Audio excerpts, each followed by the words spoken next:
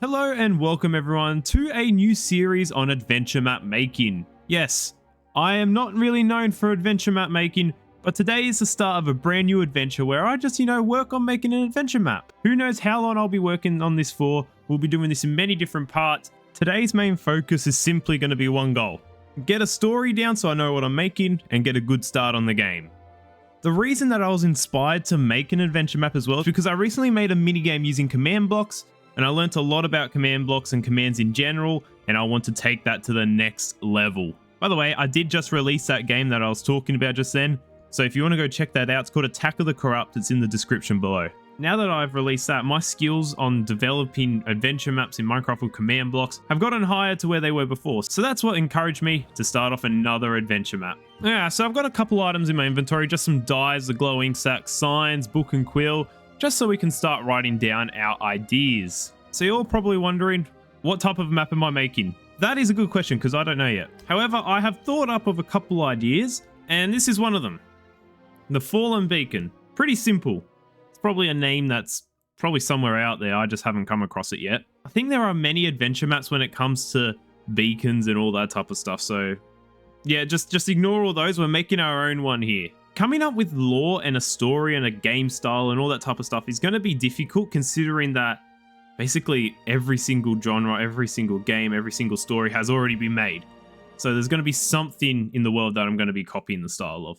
But I'm going to try and make it as unique as possible. Anyways, the Fallen Beacon, the idea that I have so far.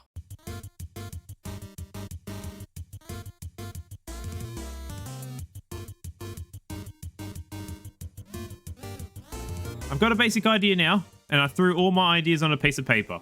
Beacon protects village. Beacon goes bye-bye. Creatures start attacking the world because the beacon is gone. You need to find the beacon. You find beacon. Beacon needs to be fixed. You search for the beacon parts. Obsidian base, core, glass cage, they've all been protected and they're all in their own location. You then have to make your way back to the beacon's location. It's too late, world is taken over. Fight your way to place it down, once placed, happy ending. That's the story. That's, I know, it's quite short, right? But I'm going to somehow turn that into like a 5-hour adventure. I don't know, that's my goal. On this third page here has some stuff that I do want to tick off while making this map. I want to make sure that it's multiplayer and single player friendly. This is version 1.21.4. It is going to be on Java edition, sorry Bedrock users. I want to make sure that it has the best buildings, the best atmosphere, the best nature builds, just trees, custom trees. You know what I mean, I'm going to spend hours on these builds. I want to make sure it's got basic lore, as I said earlier, just making sure that it's not too deep, but that it's good enough that it actually has a story behind it. I want to include custom weapons, items, and mobs, just using texture packs, maybe some data packs, who knows. And I want to make sure it includes 5 hours of gameplay. However, if it's around 3 hours of gameplay, I won't mind, as long as it takes a good amount of time to complete. So there we go. There's our objective done. Each episode, I want to make sure that I complete something, even if it's like going through and fixing up a lot of the mistakes throughout the entire map. Like, this isn't going to be perfect. There's going to be plenty of bugs throughout the thing. You know, knowing me, I am not a command block expert, but I know the basics. I know a good amount to create an adventure map that I'm willing to put time and effort into. Let's get the opening scene done first, because we don't want to just chuck the player in the middle of this adventure map telling them to do stuff and they have no clue what's going on. We need to make sure that the game explains like where we're starting, what's going on in the world, and what is about to happen. So I've got a couple ideas, and obviously if you guys have ideas, you can comment them down below because I need to know some good information on what makes a good story a good story. Okay, here's the basic start idea. When the start button is pressed, this is the start button in the lobby. You know, you always have a begin button, make sure all players are ready. And as soon as they press it, the floor underneath the player falls apart, as if the screen kind of fades away or turns black. You hear the sounds of rubble, and you wake up inside a ruined temple. So what I'm picturing is like a ruined temple with massive jungle trees around the outside, and I guess the beacon can be somewhere through a pathway in the distance. You can see a massive beam in the distance. So we're going to give players objectives as well, and when they complete objectives, they obviously get bonus coins. Maybe you can find coins around the map. You can have shops. You can have, you need the food, but also you'll find stuff in chests around the place as well. Now, I want the player to head towards the beacon. That's their first objective, is to head towards the beacon, which is located on the other side of a village. So you got to get your way through a village. But as you come to the entrance of the village, the beacon turns off. When the beacon turns off, we want the player to kind of give you the feeling that this isn't right, because it kind of gives the player a sense that the beacon is worth something and it's doing something. And so as soon as it turns off, the village panics. After that little scene happens of the beacon turning off and the village acting all scared, I want there to be a darkness that starts to overwhelm the world. Like a massive dark cloud or something to occur. So once the player gets inside the village, they're going to have to defend themselves from a couple mobs. Their also first objective, I'm going to try and make it so they have to save civilians. They're not worried about the beacon or anything like that. Their first objective is to save the civilians around the place. Once you have freed most of the NPCs or civilians around the place, you then go to figure out what's going on with the beacon, and you look at where it was and it's not there. Like, it hasn't just turned off, but it's disappeared. And this is kind of where the main adventure now starts. So that's like the opening scene there done.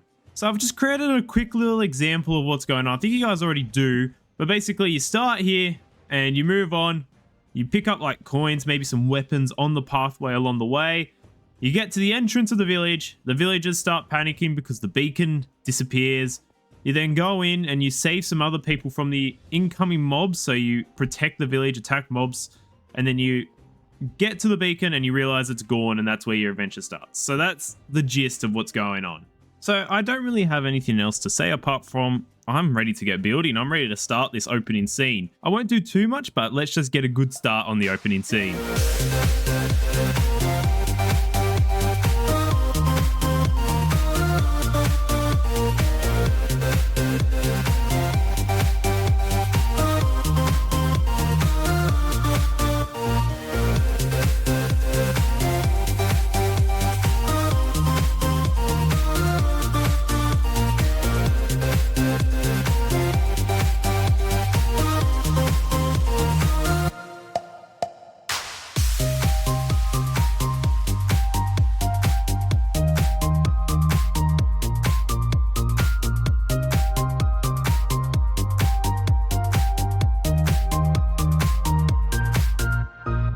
So progress has been made. Behind me, we have got ourselves a little starting area. Well, it's quite big, I know, but this is barely anything to what the actual place is going to look like. Right here, we've got a massive jungle area. I also started building on the actual temple itself. I haven't done any interior inside this place yet at all, but this is where the players will fall into and will begin their journey. Around the outside, I was very happy with these mountains. Getting a combination of deep slate and cobbled deep slate the lower you get, but then I also added in some andesite and polished andesite around the place. We've also got cobblestone, mossy cobblestone, some coal and iron, and the higher you go up, it becomes moss, it becomes grass, and the greener it gets. I also did add a bit of tuff in. This was like one of the last things I added in because I totally forgot about it, as well as some gravel. But overall, the block palette for this mountain, I'm very happy with. And so that's what actually surrounds this entire I just got stuck in a tree. So that's what actually surrounds this entire place to keep the players within the range of the actual map. And yes, it does end suddenly like directly right here, but I do plan to extend this out. It's going to go pretty far actually. I just wanted to get an idea of what I was building. Now, inside this place, we've spammed a whole heap of jungle trees. We've also got some custom ones, which I absolutely love. I'll send a link to these custom trees below because these aren't actually mine, they're someone else's. But having the mixture of custom trees as well as normal jungle trees, I love it. Like, I'm not usually the person who spams jungle trees or oak trees or all that type of stuff because the default ones are a little bit average compared to the ones that we build and design. But the combination of both normal jungle trees and custom jungle trees, I love. As well as we just spammed a whole heap of bushes on the floor and just made this place look very overgrown. There's only one thing that I don't like about this, and that's the fact that you can see through the entire jungle. Like, I can see all the way to the other side over there. I want to make sure it feels claustrophobic. It feels so crammed in. I want there to be just overgrown stuff absolutely everywhere. But that is something I'll deal with later, because right now we're just kind of getting the foundations done first. One thing you've probably noticed as well is I've got these massive mountains on the outside which I built. And actually those are for just very minor details. The entire thing's for minor details, and that's the fact that it just looks like there is more beyond these hills. Just makes it look like the map doesn't end on the other side of these hills on the side here, keeping the player in, but there's more outside it as well. It just adds a little bit more detail and makes the place feel a lot bigger than what it actually is. However, I know there's just a couple mountains out there, but I do plan to add more in the future. I want to make sure this place looks at the best of its ability, but for now, we're just going to go with the basic details and come back to this once we're ready to work on the extra details. So very happy with how this has turned out so far. We've still got a whole load to build because, funny enough, this forest is only going to have a pathway. That's it. That's all it's going to have. We're going to have a pathway that comes out of the actual jungle temple itself, and it's just going to go weaving in and out throughout the forest and eventually comes out the other side. It's going to be quite long. It's probably going to go for another, let's say 500 to 1,000 blocks I want to aim for. And obviously it's not going to be just one straight line. It's going to be like weaving in and out and around stuff. And there might be some adventurous stuff and Easter eggs you can find along the way. So I'm going to make sure to include some of those. And then eventually they will come across the village and the beacon at the end. Now, one thing that I have thought of is the fact that not only will it just be a pathway and you're just exploring down and around and that's all you're doing, I want to make sure there's stuff you find along the way to keep the player engaged. So at some point, I'm going to bring in a wandering trader, like not this wandering trader. You can get out of here. But an actual wandering trader that sells good stuff, like it might have some weapons, it will have some food, or have some useful items that you may need later on as well. And the thing with this wandering trader is it will upgrade the stuff it sells. You will gain access to more stuff as the time goes on, because this guy won't just be at the start here. He'll be wandering with you as you journey on the map, and you'll come across him many times. Now, coins. Yes, I know, coins. Coins are going to be the main thing that the enemy drops, as well as there are going to be coins like lying on the floor in little hidden spots, maybe in some chests as well. There's going to be food located in some secret chests. You might find some basic weapons here and there. I don't know how common I want to make the weapons. However, when the player goes through this jungle temple, I want to make sure they come out with something. It may not be the most overpowered weapon, but I want the player to have something. While they wander along the path as well, because it's a very dense forest, it's going to be dark in here, I want there to be some sort of forest creature, which I don't want it to be like the most dangerous thing in the world, but I want it to be, let's say, like one of the easier mobs, like a normal zombie in Minecraft, let's say. It's quite easy to defeat, so they will be spawning as you wander along this pathway, and they'll drop coins, which then you can spend at this wandering trader I'm talking about. So it's an adventure. You're going to have forest creatures, you're going to have coins that you find along the way, as well as there's going to be Easter eggs around the map. Like maybe in this war here, might have like a little cave or something the player could go in. They'll have to fight their way through some mobs, but they'll have rewards at the end. And it might even be like a bigger weapon. It might even be just extra coins. I don't want it to be too overpowered at this point in game, because then they'll just tear through the next stages of the game, and I don't want that to happen, but I want it to be worth it. That's what I want to do. As well as I've got an Easter egg I want to put here. Yes, this does look like a gateway, and I know, and it was totally by accident. When I was copying trees in, I accidentally got rid of this whole area, and as I went to place it back, I realized I could turn this into an Easter egg. So I'm thinking of putting like maybe a skull or something in the actual side of the cliff here, and it could be like a little adventure side quest kind of thing that the player could go on. However, I don't want them to unlock it straight away. This is something that they have to go and rescue the civilians and start the beacon adventure, and then they receive like a key, or they can buy a key from a wandering trader that he gained like later on, and you have to retrace your steps in order to come back to this actual skull and unlock the entrance.